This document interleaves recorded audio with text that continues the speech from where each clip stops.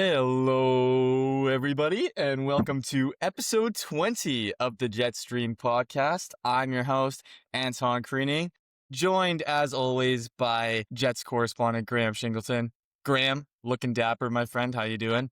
Thank you. Feeling fast, feeling light, feeling energetic. Ready to get going on an awesome 2 weeks of Jet hockey. We're addicted to overtimes. We're addicted to losing to bad teams and winning against good teams, even though it's too little too late. I'm hyped up. I'm ready.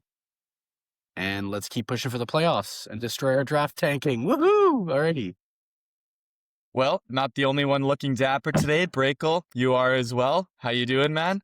How's your week been? Couple weeks? I can't complain. Classic Oilers, couple weeks, up, down, the normal Oilers fan, couple weeks. Mine was way better than this team. yours. Mine was way better than yours. This team gives me heart attacks, but You got to pick it up, whatever. man. What the hell? I'm shocked you're so calm after losing Leon Draisaitl this week. I mean, we'll get into it. I guess, should we start with the Oilers or should we go with the Jets? Who should we start with? Start with the shit bums. Oh, new headset, by the way. New headset. I can't see because Love your that. screen's so Okay. blurry. So is yours. Yeah, that's weird. Yours is the only one that's blurry. Doesn't matter.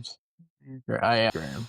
Okay, go ahead. Start with Okay. the Oilers talk. Yeah, I mean, how are you guys doing? Since I haven't been keeping up with your guys' record and stuff, but I know you texted us whatever it was a week ago that Leon Draisaitl out for the season. He'll be back for playoffs though, correct?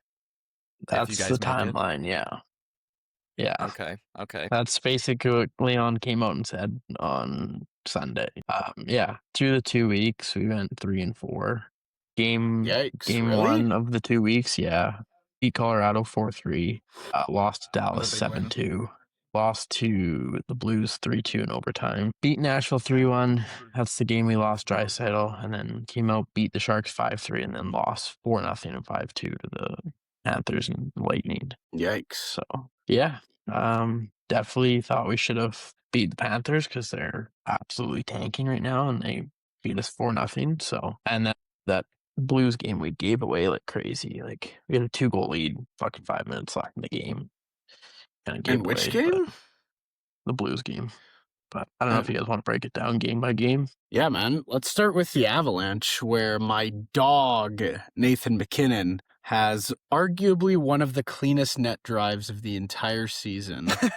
And the goaltender obviously should have gotten out of the way. He's assessed a 5-minute major, which then gets rescinded to a 2-minute. What is your thoughts on your now starting goaltender being injured in that game? Although I know he's back now, but... Like, I don't know.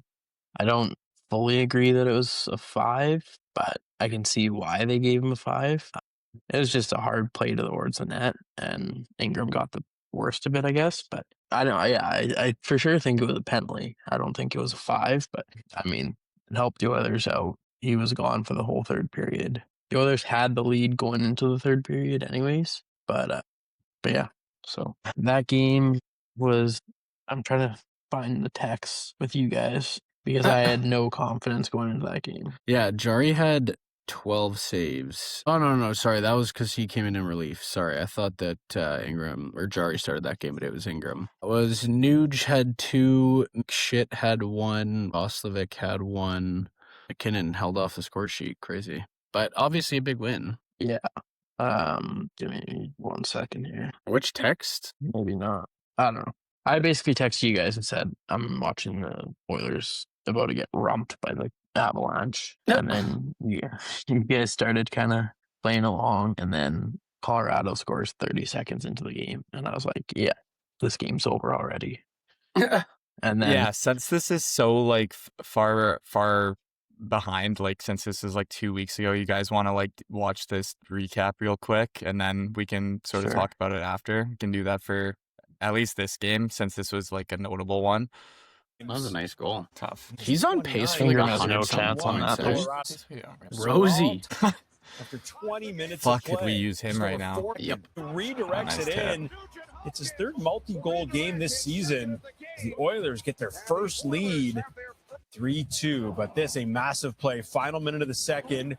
McKinnon Dogg. going hard to the net, and he Doing runs special right things. over Connor Ingram. Nurse hit him in. What an absolute clown. Nichushkin. Who's Fuck into the game to the Nichushkin. injured Ingram. Hate So it's that 3 guy. This is a nice goal. That's right. Yeah, it was nasty. That looks really reminiscent of me in beer league, though. Like, if I'm being honest. What, the defenseman standing still there? No, that goal. Me and C. Trum.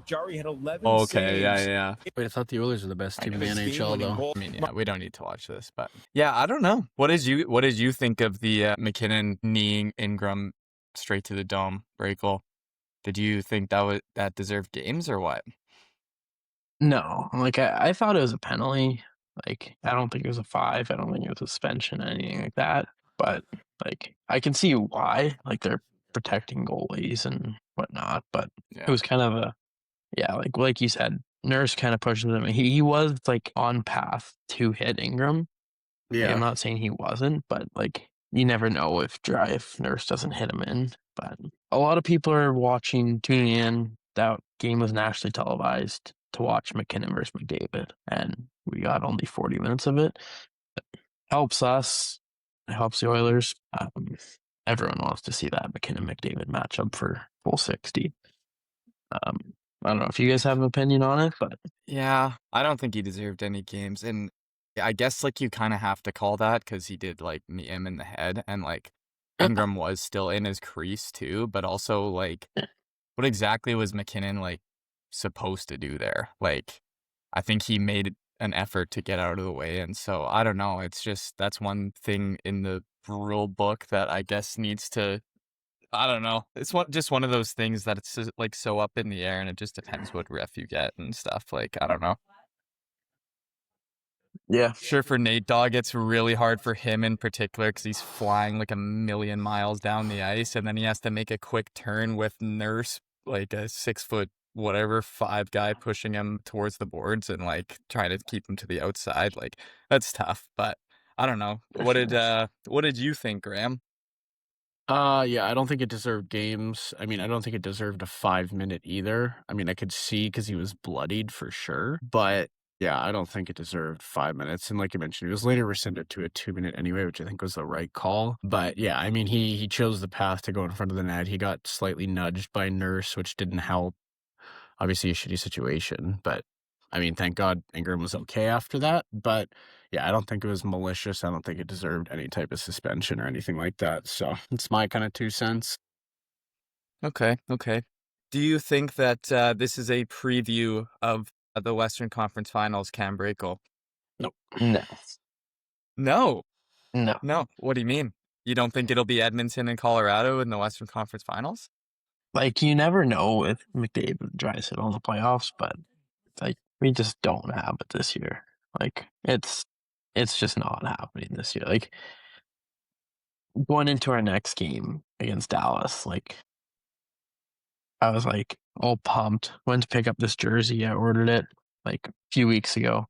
Going to pick up this jersey. I'm home. Sit down to watch the Dallas game. Boom, a minute and a half in, Dallas scores. Boom, Dallas scores. Boom, Dallas scores. It was 5 rip into the first. Like, no, 5 rip, 6 minutes into the second. And I'm like, this team is just so much better than us. Wyatt Johnson had 2. Amy Benn had 2. Jason Robertson had 2. Like, it was fucked. Didn't Duchesne score that nasty goal too? Yeah. After it was 5-0, I was like, fuck this. And then all of a sudden Bouchard scores, and then Dickinson scores, and it's 5-2. And I'm like, well, the Oilers would be the team to be down 5-0 and still have life. But then it went 6-2, 7-2. So not a whole lot to take from that game. No. Hold on. No, there's a bit to take from that game. I want to watch that recap. I want to see this. No. I want to watch the Edmonton Oilers get absolutely shit pumped. I did not know they lost 7-2 to the Dallas Stars. Yeah, they got bodied. We outshot Dallas 32-27 and lost 7-2. So. Are you serious? Yeah. Yikes. Okay. No, I'm just kidding. I won't play it. We can move on. No, you can watch it. What is the you next can watch game? it. I exited out already. It's okay. I'll watch it after. Yeah. Not a whole ton I'll make to some take popcorn. from that, other than Dickinson's first goal as an Oiler. Moving on, back to back against St. Louis. Oilers kind of came out flying and took a lead and just completely gave it up in the end. Like, Hofer played really good. Like, we outshot them 38-25. A 2-goal lead. Then Pew Suter scores. Cam Fowler scores with 4 minutes left. I haven't heard that name in forever. Cam It was Fowler? just a nice shot from the point, posting in. Like, really, like, not a whole ton Ingram could have done on that. And then, yeah, going into overtime, both goalies made some big saves. And then 9 seconds left in overtime, Robert Thomas scores. So, yeah, like, I don't really know what to take away from that game. I don't know if you guys have thoughts, but not really. I was gonna say, I think I said it on the last podcast that like St. Louis was one team that I could see like if they got into that last wild card spot, maybe making a run. Looking at the standings now, I mean, they're 3 points behind us, so maybe I was wrong on that take. But yeah, I don't know. I don't even know why I'm bringing that up. I just you brought up St. Louis, and I mean, we just played them recently. What was the score in that game? I forget. Did we win that? Yeah, we won that game. 3-2 win. Yeah, I was boots on the ground for that game, and I don't even remember. I was tuned out talking to Matthias the whole time. Anyways, we can move on to the next game, unless Graham, you have any thoughts on that game? Nope. All right, going into Sunday, Nashville. I was super excited. I was like, fuck, Draisaitl just likes to score goals against Nashville. Like, I don't know what it is about playing against Nashville, but he just always scores. And yeah, 3 minutes into the game, Draisaitl scores. And then I don't know when it was that he got hurt. I think in the second he got hurt. Super clean hit by Ozzy Weisblatt. Like, just kind of went fell into the awkwardly. Or like he didn't even went into fall. the boards awkwardly. Yeah, like I think it was like his hip or something just went into the boards awkwardly, and yeah, he's came out that he's done for the season. I think that's more precautionary than anything. It's been regular season, so I'm thinking it's a 2-week lower body injury, and they're just like, hey, let's hold him out for an extra week and get him fully healthy for playoffs, so that he's not re-aggravating it in playoffs. Because he skated on the ice, I think, before he went to the dressing room. Like, I don't think it was, like, brutal. Yeah, but he came out yesterday. Well, he flew back to Germany to get looked at by doctors there. And did you see that interview? Treatment there. Yeah, so he had his interview, and he said, not like word for word, but he basically said, hopefully we make it far enough that I can come back and play. But if he's ready for the start of playoffs, is that him saying, I hope we make the playoffs? This team just grind my gears. I think we'll make the playoffs. I think he'll be back. I think we might be able to go on a little run. I do not think we go to the Cup. Draisaitl's had some pretty good sound bites this year, hey? Like, he always does. Ripping your team. Yeah, he always does. He is not shy to share his frustrations about this team. No. Not that he was really doing that, but maybe that was something that just slipped out. Like, if we make it far enough, I'd love to come back. That's just like, come on. Oh my God. So you don't think you're going to make a run this year? I don't think a Cup final run. Like, maybe second round. Like, I think we could win the first round, maybe the second round, but my hopes aren't super, super high this year. And is it literally just because of goaltending? Pretty much. But Fuck. I was listening to a podcast, or Oilers Nation Every Day, and they were talking about goaltending today. So we rank 27th in goals against in the league right now, but our expected goals against is 27th in the league. So that's basically saying we have average goaltending, is it not? Well, I mean, expected goals takes a lot into account. Like a lot of that that's means just like where we're giving up shots from, and like high danger that's shots. like slot shots, high danger chances, things like that. So is that just the team giving up too much? I think it's a bit of everything. Like, expected goals is also a goaltender stat. It's based off, like, I think it's kind of weird how it goes, but it's like simulations and like based off similar like areas where they've had shots before to the amount of shots they've had to like a bunch of stuff. So as a team, like expected goals for, like that factors in your defense, your positioning, stuff like that. But as a goaltender, like expected goals is like in how many simulations based off like your save percentage, how many of those types of shots you get. That's how it's kind of adjusted. So like that basically means that like you're expected to give up a lot of goals based off your play style and the type of goaltending you have is basically what it's saying. Yeah, I don't know. I'm still listening to podcasts, and like they have Chicago analysts and Chicago insiders on their podcasts and saying how they're gonna miss Dickinson, they're gonna miss Murphy. Those were two big pieces to their defensive game and everything. So hopefully they can make things work and go on a little run. Like Ingram at a 963 in that Nashville game played really well. So like he's had the last 5 starts, lost the last 2, beat San Jose and Nashville, and then lost to St. Panthers, Louis. Lightning. Yeah. Or because Jari didn't get a start from basically St. Since the Louis Dallas on, game. right? Since the No, Dallas game? He started Dallas, and that was it. So that was after the Dallas game. Knobloch came out and said Connor's our starting goalie for the time being? Yeah. Damn. I think Jari's getting the start tomorrow in Utah. Hopefully he plays well. How have Murphy and Dickinson been for you? I've liked them. Murphy's been really good. He's blocking shots like crazy. Like his defensive style game is really good. He scored his first goal. Was it the San Jose game? Yeah, San Jose game. He scored his first goal. So if you want to move on to that game, Oilers one. Do you want to watch the recap of that game? Because there's actually a few nice goals in that game. Yeah, I can pull that up. Podkolzin goal was nice. Kiefer Sherwood had a couple nice ones, or a couple nice chances.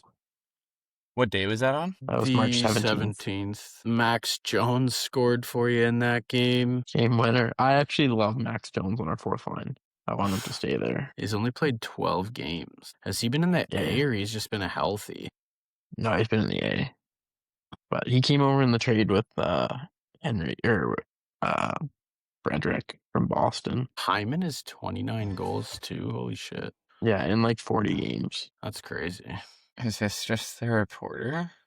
Rashog. San Jose's kind of kind of falling off a little bit, hey? I mean, yes.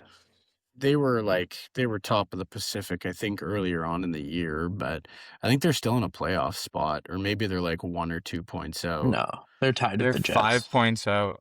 They're tied with the They're Jets. 5 points out of Nashville right now, yeah. But they also have 2 games in hand, so there's that too. But anyways, we can watch this. What a Christ almighty. This is a sick pass. 115th point of the year. Like, literally, Draisaitl goes out, Nuge takes the spot on the power play and scores the exact goal that Draisaitl would.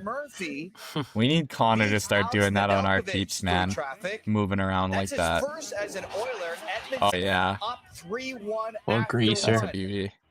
Oh, yeah. Connor, again, it's a 3-2 game. Adam Henrique breaks his stick on the draw, heads to the bench, and as the puck rings around the boards, it gets by him and Murphy. That's a tough break.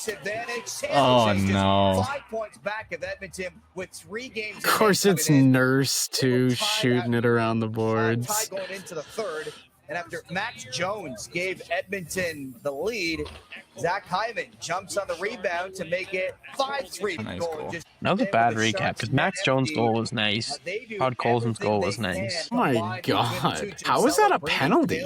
I don't know. Well, was it not? That shouldn't have been a penalty, but the trip right before that probably should have been. I don't even think he tripped him. Did he just fall? I think. He kind of just pushed him. Yeah, he kind of did, actually. Interesting penalty. Yeah, that's a weak trip, if they did call that. Anyways, whatever. That's the Yeah, recap I got. Sorry. The Sharks game, like, depth scoring came out. Nuge, Murphy, Podkolzin, Max Jones. First time you've been able to say that. I really liked it. I wouldn't say games. I wouldn't say Podkolzin is depth. I mean, he's been a second line player. Yeah, but that's depth on the Oilers. Depth is anything but Draisaitl and McDavid on the Oilers. Fair. If we can get honestly. contribution from anyone else, that's positive. Fair. Yeah. Yeah, and then moving into Thursday and Saturday. Thursday, we got rumped by the Panthers 4-0. I was watching that game, and I was like, oh, they're playing Florida. Maybe they're going to finally beat Florida for once. No. I think Cole Reinhardt had like one or two. AJ Greer, Tom Lundell. They got depth scoring. The Oilers did not play good at all. What were the shots? 23-21. Yeah. I don't know. Did you guys watch that game? The Panthers, I watched a little bit of it. But, I mean, then again, like, I don't... Like, anytime I watch Oilers game, it's like I watch the first period and a bit, and I'm just like, I don't want to watch this till fucking 11:30. But like, Oilers went 0 for 2 on the power play, so that was Greer not scored on you ideal. guys, so it's tough. For Swaggy, Lundell, Cole Reinhardt, tough. Yeah, I don't really 0 have... for 2, so... Yeah, I don't really have much on that game. I did want to talk about the most recent game, if you guys are cool to kind of skip over that. Sure. One, I mean, kind of unfortunate Oilers talk, but I mean, McDavid potted one in that 5-2 Lightning loss. However, as I think I've said maybe last podcast, or maybe I've been talking about it since, Nikita Kucherov Is should unbelievable. be in the conversation for best player in the world between McKinnon, McDavid, and I guess him and maybe Celebrini. And I don't have exact stats. I know at least this season alone, Nikita Kucherov is more likely to have 4 points in a game than 0, which is absolutely insane. But I'm pretty sure for the last 3-ish years, he is more statistically probable to score 3 points in a game than to have none. Like, that is... And I mean, McDavid is probably very similar to that, as is, McKinnon, Draisaitl maybe, but it's like, I can't even say he's doing it alone, because there is talent on that team. But, like, when Vasilevsky locks in, and if you can get 30, 40 goals out of Braden Point like you expect to, like, dude, they are such a wagon, and... That's why I'm saying, like, everyone's talking about Buffalo. I'm like, Tampa has the experience, and like when they lock in, they are a fucking unbelievable team. Like, and they I have mean, a with lot of Florida fucking good not players. making it this year, like, that's kind of been their kryptonite the last couple. Like, Yeah. I mean, I don't know if it works if they're on the same side or opposite side of the bracket, but I mean, I could easily see like Tampa, Carolina in the final.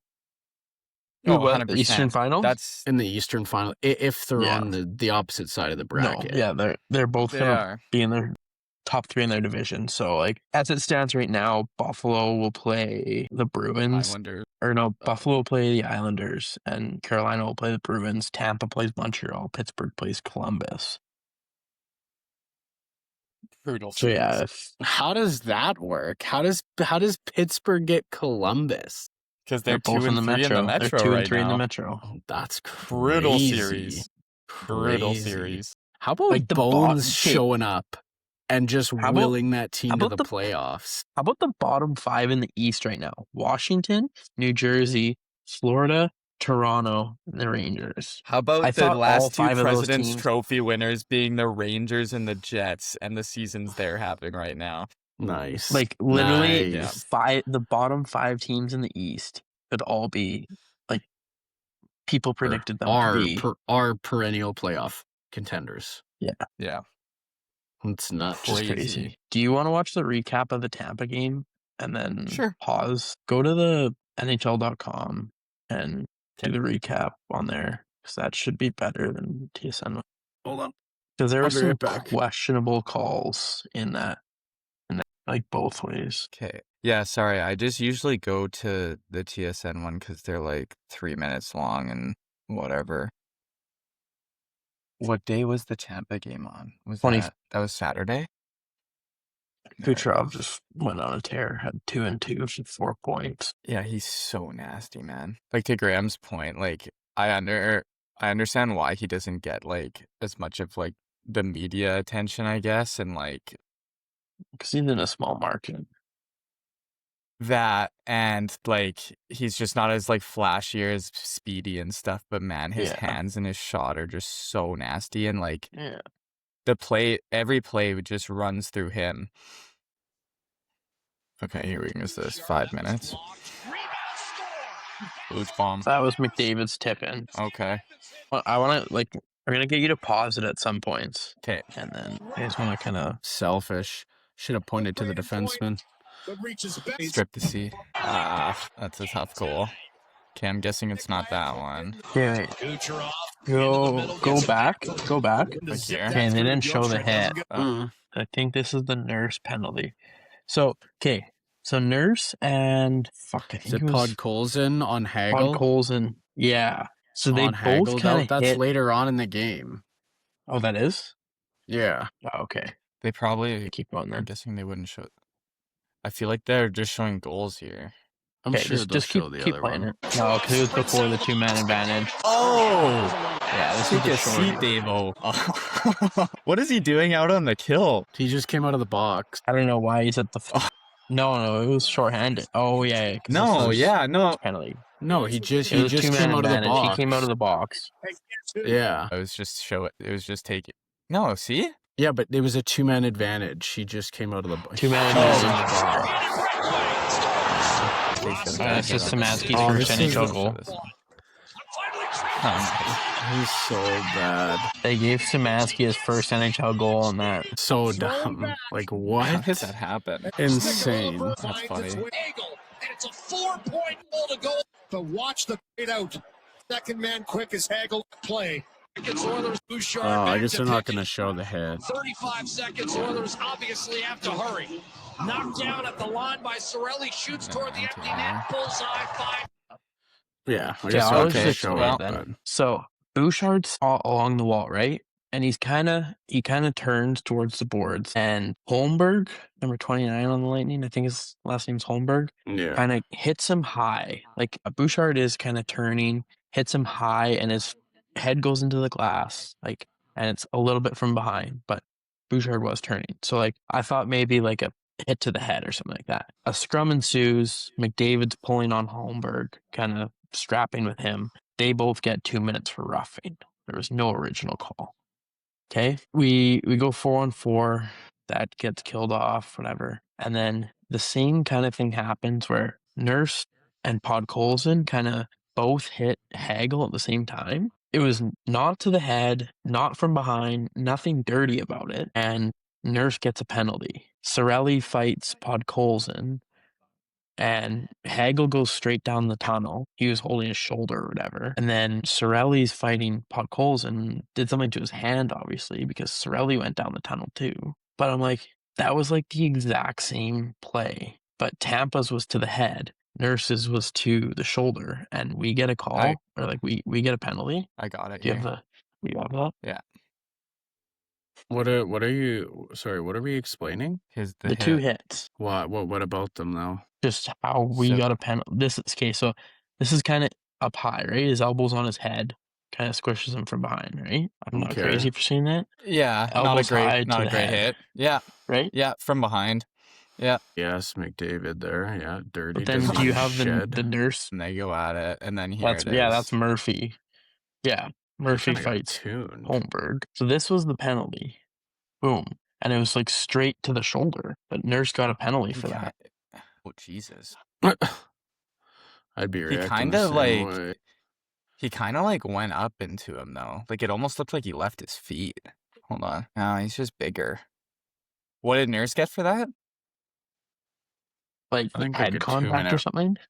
Yeah, 2 minute 2 minute head contact. Something. Okay. But it was just like the reffing was just weird. I mean, I don't know. Like, yeah. What was the call and on then even Bouchard? like that, nothing. There was no call on Bouchard. Okay, that's pretty 2 bad. minutes each for rough. It was 2 minutes each for roughing with McDavid and Holmberg because they were like strapping with each other after the whistle. I don't think that Bouchard one should have been a penalty. Although from a look at that Nurse, I think that should have been a penalty over the Nurse one. I don't think so. You either got to call both, or you got to call none. Yeah, I would say you don't call either, if anything. Yeah, I don't really think that Bouchard one is all that bad. Like even in even in fast motion, I don't think it's that bad. I think it's worse than fast. He shoves him straight from behind, head first into the board. And his elbows right on his head first into the board. On the back of his head. How? His face is rubbing up against the glass. He's bracing. I mean, like obviously. Look at this, Graham. It's obviously not a great hit, but I mean, I don't think that that's a penalty. But I don't think from behind is the like problem there. Like Bouchard is turning. I mean, maybe you can but give it's him a the fact that his elbow is but... on his head, squishing his head into the glass. That's yeah. I think there for Bouchard... sure should have been a.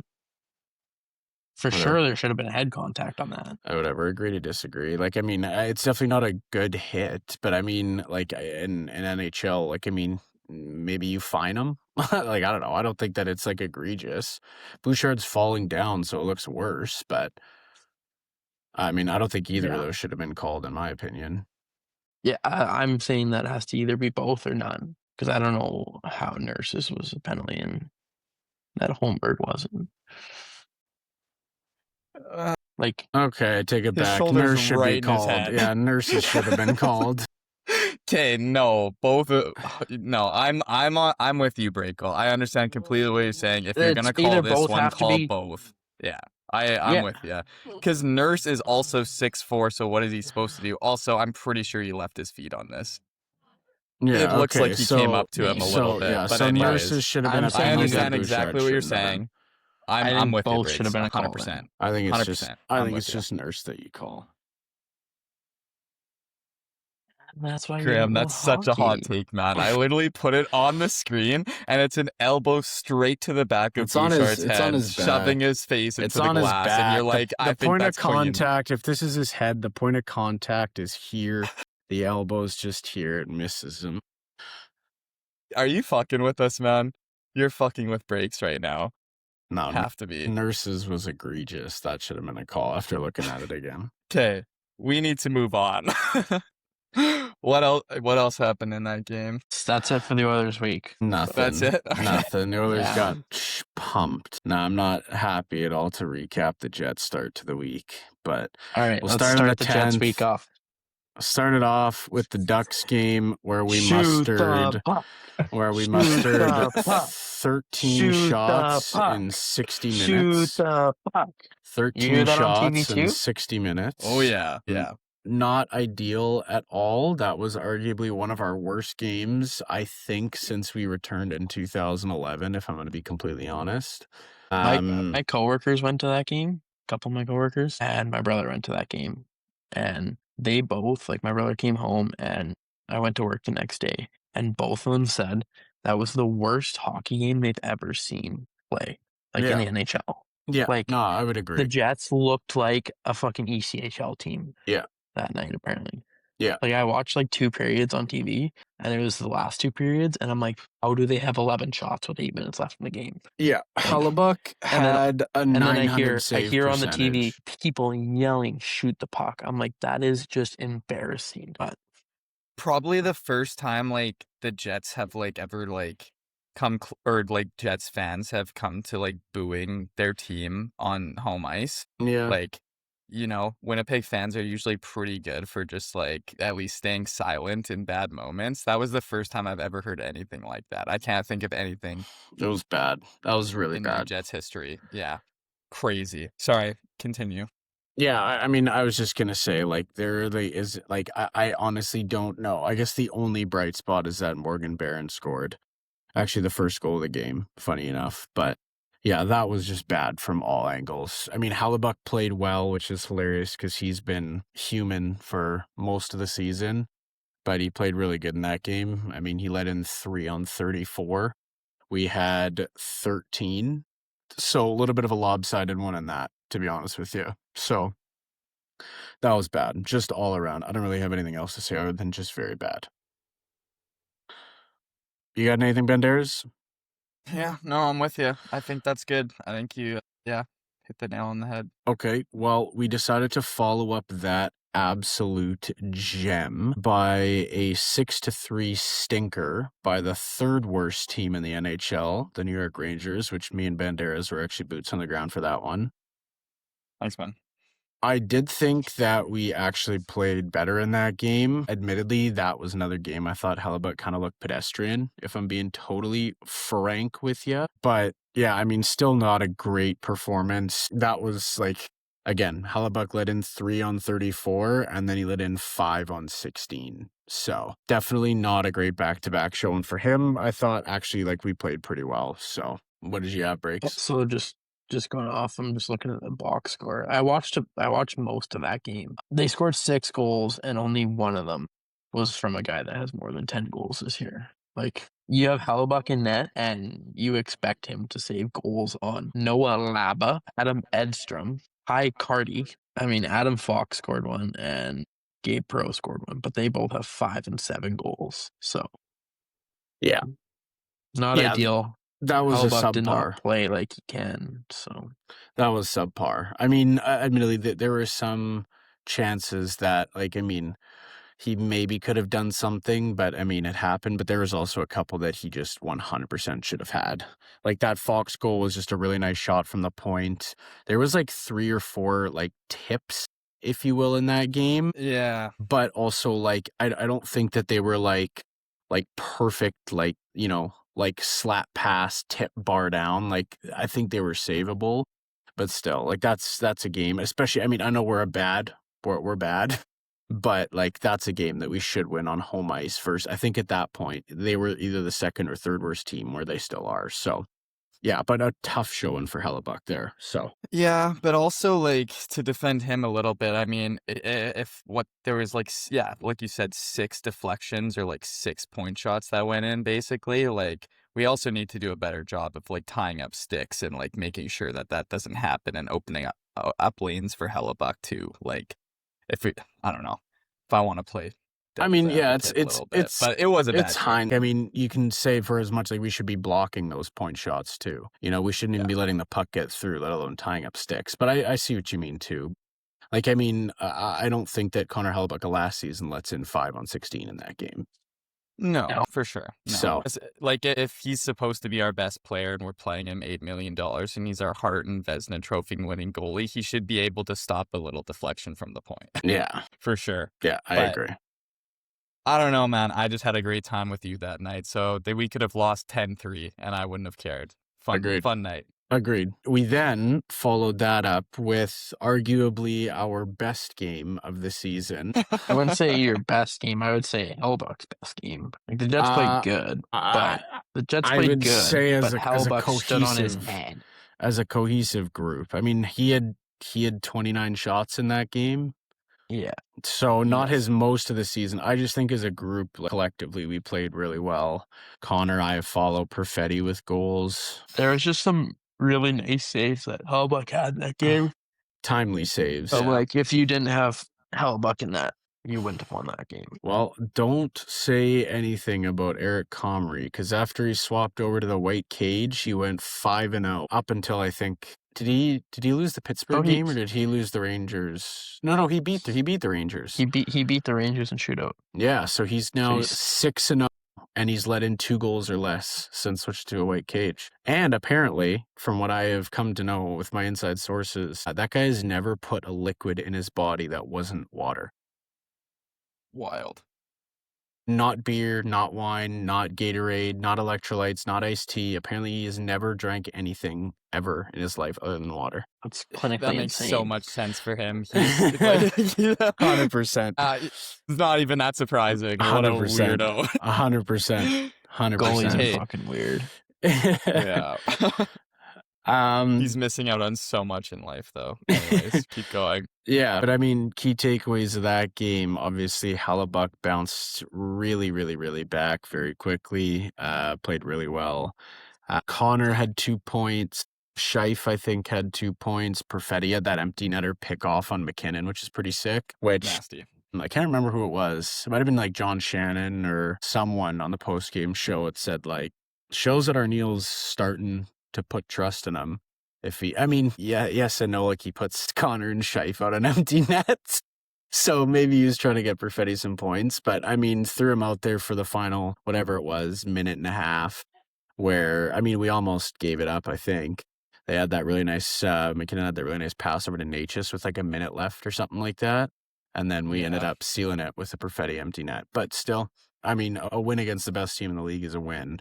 even though, again, I'm still, for as much as I love the team, I'm still on the whole axis of like, why are we trying to win? Which we can get into the Pittsburgh game once we get there, but that's a whole nother topic. You have anything else on that game, Anton? No. Okay. I have opinions on that whole thing, but yeah, we can keep going. We then followed it up 3-2 win. We played against Binnington this time. Instead of Hofer. I think this is a part of our 8-game homestand, our second last game. Goals from Hayden Fleury is first as a Jet. And first in, I think it was like 700 days or something like that. Especially after a tough season for him being injured, like quite grotesquely in that game. Good for him to bounce back. Scheifele got his first. Connor got his 31st. They continue to have awesome seasons. Yeah, again, I mean, kind of what I would call another one of those games, one that, you know, the team last year would have swept up and not even thought about. A little bit, obviously, closer to the chest this game. We only put 16 shots on Binnington, and he let in 3. So I was going to say he was pretty bad. Yeah. He was horrible in that game. Yeah, I mean, Comrie played really well. He had 29 saves, I think, on 31 shots. So, yeah, like he played well. Team as a whole didn't really, but I mean, we still got the win, which again, I'm happy for, but probably is one that I'd be happy losing to. But yeah, I mean, like when in doubt, I mean, I'm feeling very much an Edmonton Oilers vibe from the Jets this year, minus the winning part. Is that like without Velarde, Scheif, Connor, like holy fucking smokes, would we be even worse? Yeah. There's been some depth scoring, which I will also get into in the Rangers game with Lowry, but yeah, we would be just horrifyingly bad without those 3. So they've been continuing to play very well on the offensive side. I'll say something quick. Morgan Barron has elevated his game a lot this year. He should be 100%. 100% should be given second line center reps. Yeah, that line right now of Lambert, Rosén, even starting in the Colorado, St. Louis, Nashville game. Those are the only 3 I kind of watched. But like he's getting more opportunity. Like like obviously he got elevated to the second line. It was against the Rangers, right? Or was it Pittsburgh? That was well, third line technically, because it's Lowry, Perfetti, Velarde. But I mean, honestly, I think, and I'm sure Rosén is sleeping so peacefully at night, knowing that he is not playing with Nyquist and Taves anymore. And dear Lord fucking help me, if he puts him back on that line, I'm going to scream. But that Lamborghini, Barron, and Rosén line I thought looked really good through those 2 games. And by the gods, I don't know if you can elevate that line to second over Velarde and Perfetti, but I also have a thought on the lineup. However, I really like that Barron, Rosén, Lambert line. I think that they were awesome. Like if you want to punish someone on the team, put Lowry in between Nyquist and Taves, man. Like, holy shit. But yeah, anyway, getting off on a tangent. They've looked really good. And we can just kind of get into, well, actually, I guess the Penguins and Rangers still a couple games away. Could you imagine that line actually playing hockey? No, I couldn't. I legitimately couldn't. I don't want to. Okay, sorry. Keep going. Who was centering Taves and Nyquist? Right now? Because they were fourth line, right? Taves was centering. Taves is centering Nyquist. Oh, no, Kepke's on the wing, yeah. Yeah, Nyquist and Kepke, who's actually been pretty good, too. I could 100% be fine with re-signing him for like a 2-year deal at 1.5, play him on the fourth line next year. Yeah. But anyway, I kind of want to not skip over, but just breeze through the next 2 games because they've got quite a few things on that Penguins-Rangers game. 4-3 shootout loss to Nashville. Morrissey had one. Velarde scores his 26th. Taves gets one. We lose in a shootout. But Connor... Boston. No, that's after Nashville. Oh, yeah. Nashville. Boots on the ground for Nashville. Yeah. Connor has 3 points in that game. Velarde 2 points. I think that was No, Scheif had 1, I think. But had a point. Another one of those things that, I I'm not happy we lost, but I mean, we're getting points because we're just going to overtime and shootout every fucking game imaginable. But I would have been fine with a regulation loss on that one. Nashville has now popped into playoffs, which is kind of crazy considering how they started the year. So again, not a whole bunch to that other than Taves scored his 8th, and then against the Bruins scored his 9th. So back-to-back games for him with a goal. Gamer. Apparently. Big time player making big time plays. Manitoba Miracle ties it up with a minute to go in the Nashville game to send it to a shootout that you knew we weren't going to win. Yeah. Anyways. Yeah. So anyway, that game I can kind of breeze by. That Philip Forsberg goal that in shot, gross. That was shot. so nice. Yeah, that shot was insane. Gross. Yeah, and to think that guy wasn't getting played on Team Sweden. Yeah. Sorry. Yeah, he's a healthy scratch. Please. But yeah, he was like, I was at that game. I've been boots on the ground for 2 games this month. Tomorrow will be my 3rd. Sorry, you had to go through that. Okay, give me your honest thoughts on Kyle Connor. Oh, God. Because I have some fucking thoughts on Kyle Connor. I would say, well, I mean, you won't agree with this. Our most skilled player on the team. No. Scheifele's more skilled. Scheifele's way more skilled. I would say, working. I mean, you can say it for a lot of people, but at peak, and I mean this in a pure offensive standpoint, because I know that he's not great defensively. I think Scheif has stepped up his game a little bit in that aspect, but offensive peak, he's a top 15 forward in the NHL. I think he's the most overrated player in the NHL. And just knew you were going to say that, but whatever. That guy does not go near a corner. He does not back check. He does not play defense. And I just told you, literally not the only factoring thing in he defense. does is skate fast and he shoots the puck hard. Okay, well, when he's scoring 100 situation, points, sure, he can do that. You guys are roasting me for McDavid and Draisaitl not playing defense. Like, they score 100 points every year. I haven't roasted you. Yeah, I haven't roasted you about that for like 4 years.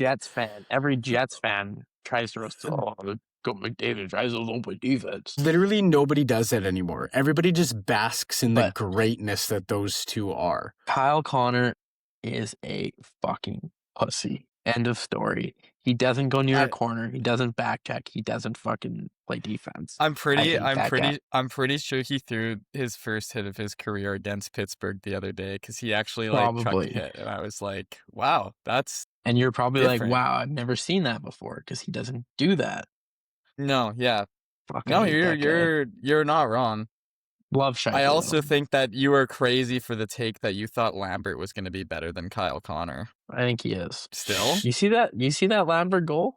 Yeah, it was a deflection that went off the defenseman's stick. Shades of Kyle Connor. Whatever. You can have your moment. Sure, he doesn't play defense very well. Sure, he doesn't back check very well. But him, Scheifele, and Velarde are the sole reason that we've got 20. So I'll tell you this right now: he shouldn't be the highest paid player on our team. I agree. Oh, hell no. I agree. No. Hellebuck should make more. Scheif should make more. Morrissey should make more. Well, I could see that's tough. Defensemen don't really get paid. I think Scheif and Hellebuck should be paid more, and then it's okay. I mean, well, whatever. I mean, again, call it with what you will. I mean, yes, he got benched in the Olympics. He made the Olympics. He is one of the best 14 American forwards. But there's a reason why he's been to 2 best-on-best tournaments in the last 2 years, and he's played 2 games in both tournaments combined. And again, because he just doesn't do what it takes to win hockey games. Okay, and I'm not denying that, but again, he has made the Olympics and the 4 Nations, meaning he's a top. I don't think he should have made the Olympics. Okay, well, whatever. Your hate for him is if you want to hate him, you can hate him. That's totally fine. I feel like a top 15 forward is a bit of a hot take, though. Maybe at his peak, 15 left winger. At his peak, yeah. Do you want me to go through 15 forwards better than him? I would say at his offensive peak, he could be a top 15 forward in the NHL scoring wise. I mean, he is right now with points. So. Oh, okay. No, that's fair. Scoring wise, yeah. Sorry, I thought you meant not all around. No, I meant offensive peak. He is right now a top 15 scorer in the league. Yeah. Okay. Well, that's not debatable. Anyways, we can skip through. Breako won't let me, but we can literally skip right through this Boston game. Actually, this might have been one of the worst games in NHL history. We might have had two of the worst games in Jets history within a week of each other. So this one was bad. Yeah. Very bad on all facets of the game. I think you're over-exaggerating calling it, like, one of the worst games in Jets history. I think we've been so spoiled lately. We forget how bad the team was 10 years ago. That is but true. Of the new peak President's Trophy winning team, yeah, this was definitely up there amongst Anaheim. Yeah. Not sure. great. Not great at all. Connor. I mean, what? Yeah. Oh no, I thought they scored 2 right out of the Alrighty. gate. Well, good thing you just pissed me off. So keep talking, and I will come up in about 2 seconds. About what? I didn't About watch the this Boston game, so I have no comments. Connor McDavid, -3 versus Tampa Bay, -1 versus Florida, 0 versus San Jose, +2 versus Nashville, 0 versus St. Louis, -3 versus Dallas. Rest my case. Shut up. Doesn't matter. Moving on. Boston, terrible. Don't want to talk about it. I am, actually. Very. Let's get to our final 2 games of the week. 5-4 shootout loss to the Penguins. Goals scored from Morgan Barron, matching career high at 11. Cole Koepke pots his 6th, and I think first in about 15 games, but a very nice play. From Lowry and DeMello, I believe. That was that shorty, which is really nice. Yeah. Pionk gets one in his first game back, and then Lamborghini Lambert solo on the rush. I mean, looked like a very nice goal and was a nice shot. It got deflected, but kind of, I mean, not really a give up, because we played arguably, again, probably one of the worst 5-minute spans in Jets history to start that game. That whole first period was just absolutely chaotic, but they had 2 goals in the first 2 minutes. So I guess way to bounce back, way to battle, but yeah. I don't know. I wouldn't categorize it as like one of the worst 5 minutes of Jets history. Like I said to you, like, we had our opportunities. It could have been like a 4-3 game. Like, Pittsburgh should have been winning after the first 5 minutes of the game. But, like, Lambeau put one off of like the toe of his pad. I'm pretty sure Scheifele put one off the post. Yeah. I think there might have been another post too. Like, we had our opportunities, but yeah, I think like Hellebuck was pretty bad in the first 5 minutes, though, like letting in 2 right away. That Chinnikov one, bad goals. the Chinnikov one was weird. It was a really cool move where he jumped to the middle and then went 5-hole, but Hellebuck looked like really out of position, which is kind of weird. And then that Raquel goal too. I mean, sad day for Dylan DeMello believers. He got benched after that first shift and didn't touch the ice for the rest of the first period. Really? So, yeah. Yeah. So sad day for us Dylan DeMello believers. But yeah, I mean, just a very weird first period. And I mean, a fun game, honestly. So I don't know what you have on it. Yeah, I mean, I like on that first goal, I don't know what in the fuck Hellebuck was doing. It was there. so like, weird. I don't know if like him going across like the slot like completely messed him up, but like all of a sudden Hellebuck's like stacking the pads and like laying on his side, and he still went 5-hole on him. Like it was very, very. It was weird. like his like push off, like maybe he caught an edge or he just didn't slide well, and then he obviously lifted his pads, went 5-hole, and then like fell over. It looked so awkward. Yeah, it looked really bad. Yeah. And then DeSchmello with the nice little TO on the blue line there for a backdoor pass. That was not good. Tough scene. Did you think that goal should have counted for Barron? Funny you mention that.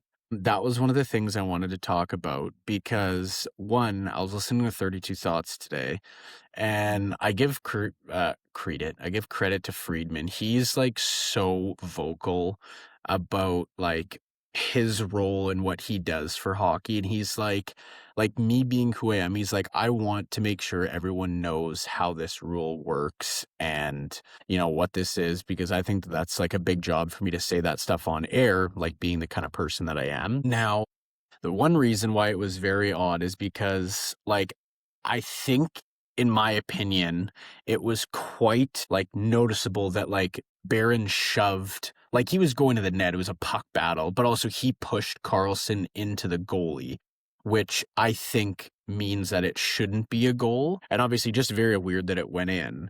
However, unless I've got my math or my knowledge mistaken, almost an identical scenario happened in Columbus Islanders, where there was a goal, very similar puck battle, drive in the net, hit the goalie that was not allowed in. And in their cases, they are like fighting for their playoff lives, both of those teams. So that could be huge for the Blue Jackets because they ended up losing that game. Yeah. However, like very still unclear as to what goaltender interference is, because I mean, that wasn't called goaltender interference after a challenge and it stood. But then if somebody like hits a glove and then 3 seconds later a puck shot on net, that can be goaltender interference. So it's still just like a very blurred line for me as to what it is and what it should be, in my opinion. And based off what I know of the rule, I don't think that it should have counted, although I'm happy it did. And then, of course, as funny as it was, Pittsburgh then went around the press box and printed out the goaltending interference rule and handed it out to everybody, which was hilarious. So there's that, which is funny. Good. But yeah, I don't know what you thought about it. When I first watched it, I thought it should have been a goal. And then after Pittsburgh posting the rule book on their Twitter and like seeing the discourse, they kind of convinced me otherwise. Yeah. Like, yeah, Barron did sort of push in the defenseman. Not that it really mattered. Pittsburgh picked up the points anyways. But yeah, I'd imagine in a big game like Columbus Islanders that it would matter a lot more. Yeah. And so, like, yeah, I don't know. I do think it should have been called back. Barron did push him into the net, and like the goalie wasn't able to make the saves. So. Yeah. So weird how it went in, though. The fact that it like did like over the rainbow and just like trickled in. Hilarious. Yeah. But my main talking point, which I'm upset Brayco isn't here for, because I'm sure he would have a field day with this, was what I thought was the official "we're tanking" come the shootout after getting the shit pumped by Boston Bruins, where Arniel sends out Jonathan Toews and Gustav Nyquist. I love it. Good job, Arniel. It's the best decision he's made all year. Now, what's very interesting is that his defense is that Toews is a 50% shooter, Nyquist is a 40% shooter, which I guess is pretty good. Now, that being said, in my opinion... Cam just said Johnny T 50%. Nyquist 40%. He's literally quoted, Yeah. Now, in my personal opinion, I think that there is a lot of human elements that go into a shootout, not just statistics. And when you've got a 1 goal in 63 game Gustav Nyquist, chances of him scoring on that penalty shot are probably pretty low. And when you've got a 9 goal in 63 game Jonathan Toews, chances are that puck is not going in the net either. So, I mean, again, they could have pulled something out of their ass. I think Toews hit the post or the crossbar. Like, I actually didn't mind his move. Nyquist was just the classic, let's just rip it 5-hole and hope to God that I can beat him going down. So, I mean, again, that decision kind of been blown over now because we obviously went right into another shootout game after, but just a wild decision by Arniel, which, I mean, was so weird because that basically almost said we're tanking, but then he came back the next game, and not to jump too quick, but he came back with Connor Hellebuck the game after, which made no sense. But anyway, you can give me your thoughts on Pittsburgh. So here, Breaks is back. Breaks, let's get your opinion since you were texting about it just now. What did you think of Toews and Nyquist in the shootout? Historically great in the shootout, you know? Yeah. You know, yes, you're veterans. Yep. Yeah, I like the move. So, smart move by Arniel. I'd extend all 3 of them. Yeah, can't complain about it. Dude, that's a great call, man. No, that's awesome. Although I was at Nashville game and needed the Jets to win for like $300, and Kyle Connor hits the post. Who else shot? Shifley shot and missed. It was Velarde, I think. Velarde shot, or maybe I don't know. It was the game before that. Or like before the Pittsburgh game. No, it was just Shifley and Connor. Just to be clear, I know you're joking, Brakel, but essentially that's like Knobloch saying, hold on, McDavid, we're not going to send you out. We're going to put Travis Frederick out because he's been 45% in his career. Trent Frederick, sorry. Yeah, you betcha. You thought I didn't know that, idiot. Anyway, that's basically what that is. So Ryan O'Reilly had a nice move in the shootout. He did. Just going back to it. Anyway, what any final thoughts, Anton? Connor. I didn't really like care all that much about the decision. I wasn't all that like up in arms about it. because of one, the season we're having, but two, like, to me, it just screamed panic in that, like, Velarde or Scheifele and Connor, like, missed, like, the opportunities before that. So it's like, okay, we're going to try and mix it up because, like, Connor and Scheifele didn't score. And so, like, I don't even mind him, like, throwing in Taves. But yeah, seeing Nyquist out there was a little bit of a shell shocker. I still think, like, Scheifele's not great in the shootout. He does the same thing every time. He stops at the slot and just shoots the puck. But Connor is one guy you have to send every single time. I don't care. Like, And he's Velarde. your best goal scorer. And Velarde, honestly. So seeing that the next day is like, okay, we panicked. We hit the panic button. We should not have sent Taves and Nyquist in the shootout. So we're going to do what we should have done and what we've been doing all season. And then we ended up winning it. But yeah, I didn't think it was like that big of a deal. It was just like another mental lapse from Arneal. It seemed like in that Fair. just another in a long list of bad decisions from him this season. Yeah. Erik Karlsson's the GOAT though. He lit us up that game. He is a good player. Still a very good player. I'm pretty sure he's got 50 something in 60 games. He has 54 points in 65 games. And he is, how old is he? He's been playing since 2013, so 12 years. No, 13 years. So I think he's like 35, something like He's that. 35. Yeah, Born in that sounds 1990. Yeah, like Yeah. he's still producing, man. What a rock star. I was talking with Vith He turns before 36 in May. in April or May. May. Yeah. May's the he's 5th getting month, up there. right? Yeah. Yeah. He's got the same birthday as you. May 1990. Really? Hell yeah, brother. Damn. My guy, Eric. That must be where your skill comes from. Exactly. We go way back, me and him. No, I was gonna say was me and Vith were like talking before you came over about Erik Karlsson, and like, man, I miss the days when he was putting up like 80 points on the Ottawa Senators and leading them to the playoffs just single-handedly, being that guy. That And then was... I didn't realize that like he won the Norris with the San Jose Sharks. What was it, his second year on the Sharks? Hey, 100 points. I remember him. That's crazy. I remember him disappearing after going to the Sharks and then becoming like sort of more of the player he is today. Well, not disappearing, but not being like the 82-point guy or whatever. But Well, I think he yeah, had crazy. a down-ish year before having that caliber. Like before having that, whatchamacallit, that Norris winning season. I'll Yeah. pull up his careers here. Yeah, so he had in 2019, 2020, 2021, he had 40 points, 22 points, 35 points. Now, mind you, he only played 56, 52, 50 games. He then scored 101 points in 82 games with 25 goals. Crazy. That was on San Jose, right? Yeah, and Crazy. Yeah. Nobody's doing it like him anymore. I mean, Cale Makar and Quinn Hughes are fun to watch, but nobody's doing it like him anymore. You want The to know? closest you could probably say is Evan Bouchard, which is hilarious. You want to know the craziest part about that too? He had 101 points and was a -26 on the season. Yeah. What a stud. Crazy. Yeah. Yeah. Missed that guy in his prime. Man, he was fun to watch. 100%. Anyways, that's all I had on that Pittsburgh game. Yeah. Then moving on to Rangers, where Comrie gets to start again. Well, not again, but I guess he played 5 games ago, which is very often, which obviously my prediction did not come true at the start of the season. So whatever. Anyway, Lowry, first goal in 25 games, $5 million. Oh, captain, my captain.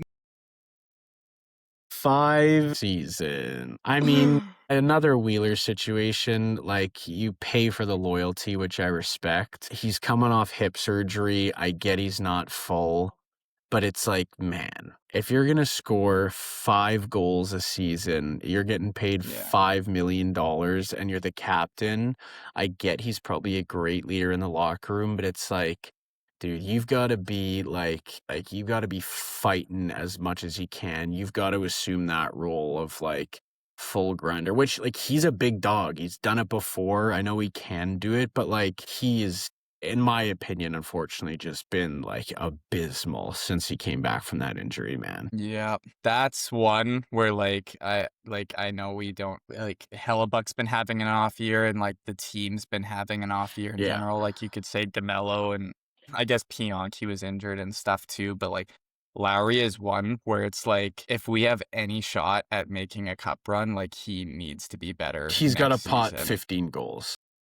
at least. Yeah. Yeah, for sure. Like, we paid Especially him if he's to playing second line center. Yeah, fuck. Yeah, now that he's getting those minutes too. Like, that's one that worries me, where, like, if he doesn't play better, we're in one. Yeah. We're fucked. Yeah. So, good for him. He might be back though. 1 goal. He's back. Let's hope. Anyways, Velarde also scores in that game. That rookie, first game ever, Dylan Garand, 35 saves, took him to a shootout. He played unbelievable. Like, I thought that we played really well in this game. We deserved a lot more than 2 goals, but that rookie stood on his head. Comrie also played really well. And again, that Ty Carty got a goal for his 6th. Zibanejad had a howitzer one-timer for his 30th. Honestly, pretty fun game considering it was 2-2. Shootout again for like the 5th time in the last 15 games. Velarde, Connor both scoring the shootout, both nice goals. Yeah, I mean, we're getting points, man. We're getting points. We're winning and getting points. Like, we've got points in 1, 2, 3. We've got points in 5 of our last 6 games. Realistically, do you want to be getting points though? No. No, that's what I kind of said. I mean, I'm happy. I'm sure it's a big boost for the guys in the locker room, but it's like, why are we 5 points out of a playoff spot now? How are we 5 points out of a playoff spot? And have you looked at your next 3 games? Yep. Vegas, Colorado. easy. Predictions. Those teams are sick. We're gonna dust them. Come on, man. Probably. Those are ones I hope. I hope they're close, but I would not mind losing those. No, we need a Jets win tomorrow. No, you don't get one. Yeah. Right? Why? Because they need to beat Vegas. Yeah. Oh, I see. Anyway, that kind of wraps up our 2 weeks since we've last done it. A couple quick things I'd like to touch on.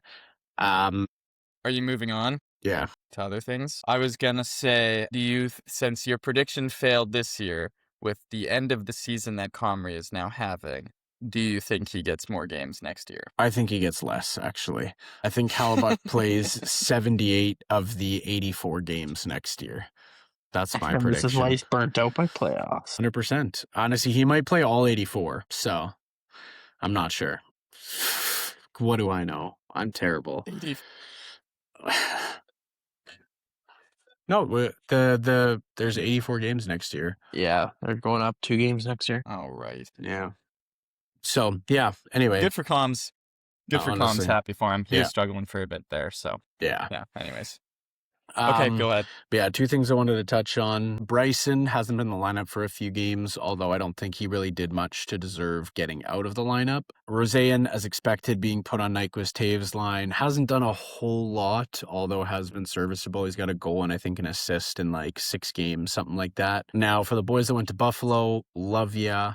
Although there has been some major Sabres discourse online about, now I know why the Jets wanted to get rid of them. So yeah, I still, call it small sample size. I still think we win that trade 10 out of 10 times with 2 players on expiring contracts, a good prospect, a 2nd rounder, and a serviceable D-man. The other thing I wanted to touch on is, going back quite a while ago, non-Jets related, but I'd mentioned AJ Greer scored on you guys in that Florida game. He had in my opinion, disgusting hit on Connor Zary. Only got 3 games for it. I think it should have been a lot worse, similar to the Radko Gudas. I know the NHL world is kind of up in arms about both of those suspensions, so I'm sure Breaks his thoughts on it. I don't know if you saw that, Anton, but... No, I'm going to look it up right now. It was just a play that didn't have to happen. The Radko Gudas one, whatever. It's a play that happens in hockey. It's shitty that it happened to Austin Matthew, but, yeah, whatever. 5 games, repeat offender, whatever. I think that he should have gotten, 8 to 10. Yeah, I was thinking maybe 7. Yeah. But I think the AJ Greer hit was pretty bad. I thought for sure 5, maybe close to 7. I think it was just like stupid more than Just anything. not needed. No. Like, That you should be cross-check season. him. And Holy hell. yeah, and I mean, it could have been a lot worse for Zari. Like, that's like head first, neck first into the boards. Now, also listening to 32 Thoughts, I think Greer only has a 1 suspension on his record from 2023, and then he's got 1 or 2 fines for like the Florida Tampa muck-ups. But I mean, he's always kind of played on the edge. He's a fighter, grinder. But I thought that hit should have warranted a lot more than 3 games, in my opinion. So I don't know. Yeah. I don't know. I'm with you. Yeah. That was disgusting. Yeah. What a terrible hit. Yeah. But anyway, quick touch on that. Last thing I want to touch on, I actually like cheering for them. 1, because they're very fun to watch right now, but also because they're the most storied franchise in history. Montreal Canadiens, Cole Caulfield, Mr. Saturday Night, now is 2 off the league lead in goals behind Nathan MacKinnon. Could win the Rocket Richard as a 5'8", 5'9" forward. He's got 43 goals and a hat trick last Saturday. Unreal. Super fun to watch. Caulfield's a rock star, and also in my opinion should have been on Team USA, but it doesn't matter because they won the gold medal. I love watching Cole Caulfield, and I think that I really want him to win the Rocket. So that was my last around the NHL touch point. I have a question. Breakle, what do you think of Cole Caulfield? Overrated piece of shit. No, I like him a lot better than I like fucking Of course. shit bum Colin Why? Connor. Why? I just think he's more responsible. But better defensively, he'll actually get in the corner. Fucking plays defense. Does he? I just feel like they're both pretty similar players. Very similar players. Yeah. Anyway. Okay, well, anyway, those are kind of my 3 points that I had. I don't know if you guys have anything else. I've got my Jets predictions for the week. I'm trying to have faith. I'm going to say 1 and 2. I do not think that we beat Colorado 3 times in a season, so I'm going to go beat Vegas. What's Kyle we lose to Connor's Colorado. plus minus for the year? Actually, I'm just going to go look. Very good. And Darius, what do you have for the week? Or, well, I guess for the next 3. We can do the 4, but... Kyle Connor's a -2 on the season. Cole Caulfield's plus 21. Oh, actually, I guess we only have 3 games this week. So I'm going to go 3. 1 and 2. Yeah, 1 and 2, actually. I'm going Vegas. Vegas win, Colorado loss, Colorado loss. 3 and we want the cup. We're not out of it yet, boys. We're not out of it yet. Let's go. Keep grinding. Keep grinding. We're getting points on the board. It's not over till it's over. Let's go, baby. Alrighty. 3-0 from Anton, 1 and 2 from me and Breaks. Breaks, what's your Oilers predictions? So we got Utah, Vegas, Anaheim. I'll go 2 and 1. I will also go 2 and 1. I'll also go 2. I think beat Vegas. We beat Utah, and beat Anaheim. Really? I was gonna say beat Yeah. Vegas, beat Utah. No, Vegas is That's in what I would do Vegas. too. Is Vegas statistically good at home? They're better at home than on the road, like just against the Oilers in general. But yeah, I'll go 2 and 1. Beat Utah, beat Anaheim. Anaheim's at home Saturday afternoon. Hockey Night in Canada. Hell yeah. Okay. Well, I don't know if you guys have anything else to kind of touch on, but that kind of sums it up for me. Oh, that was a fucking hell of a long of a recap. Probably put like half the audience to bed. But anyway, that was a lot to talk about. Yeah, that's kind of it for me, man. Banderas, you got any final thoughts? Yeah, I have one more thing. Okay. Do you think, real quick, and then we'll wrap it up because you're right, this has been a very long episode, and I'm sorry to our 5 listeners that we missed last week. But do you think Brad Lambert should get time on the first line? Speaking of Barron moving up and stuff, do you think that we should start mixing in Brad Lambert on that first line? Like, speaking of like us going on a cup run and stuff, I think if we throw Brad Lambert on the first line, throw Morgan Barron on the second line, and send Nyquist to I don't fucking know where. You never know. But What? I'm just kidding. I agree. Like, and for as good as he is, like, I mean, what does it matter if Iafallo plays third line or first line or fourth Exactly. line? Do Connor Scheif Lambert and then Barron, Rose, and Velarde, and then Perfetti, Iafallo, Lowry. Yeah. Like, I would love to see that. yeah. I would love to see that. I don't know. Yeah.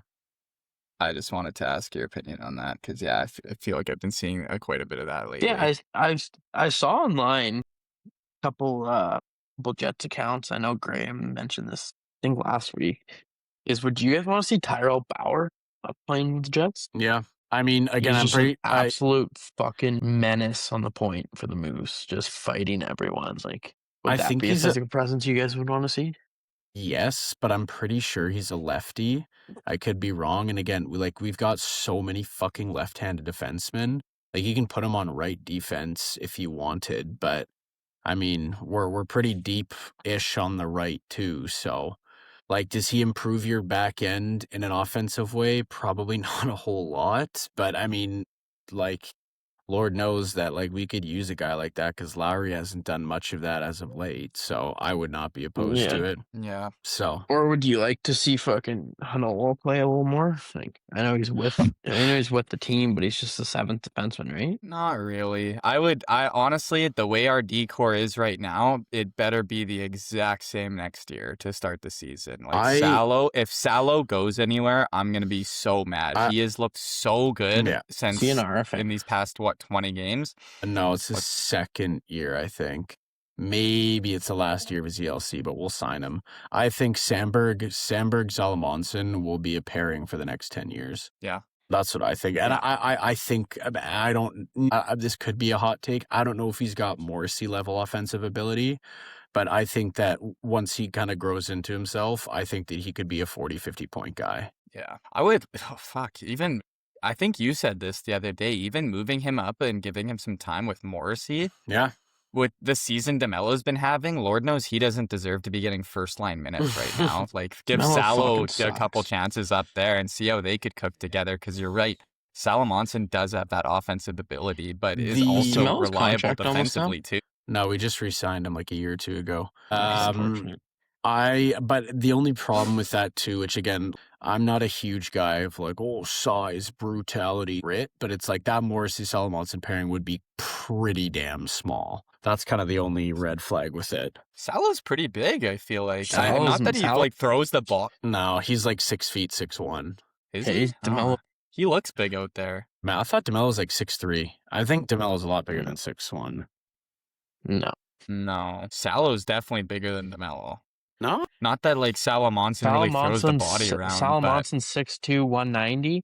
DeMello's 6'1", 190. So okay, like the same. Google's AI overview has him at 6 feet, 172. So that could be old. The AI overview, the NHL.com. Like DeMello? No, Salamonson. I'm looking at their elite prospects. DeMello's 6'1", 194. Salamonson's 6'2", 190. The Winnipeg Jets site has him at 6 feet, 172. I guess that would be smaller. There's obviously some discrepancies. But anyway, yeah, I wouldn't mind seeing that pairing, but yeah. Anyways. Alrighty, cue it. Great pod, long recap, and we'll see you next week.